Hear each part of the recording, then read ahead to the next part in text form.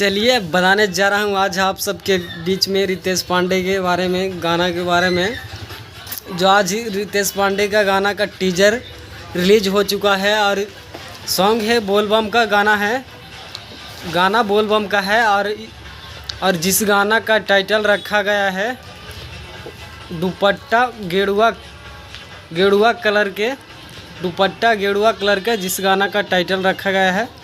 और आज teaser release कर दिया गया है और कल सुबह ही पूरा वीडियो रिलीज कर दिया जाएगा।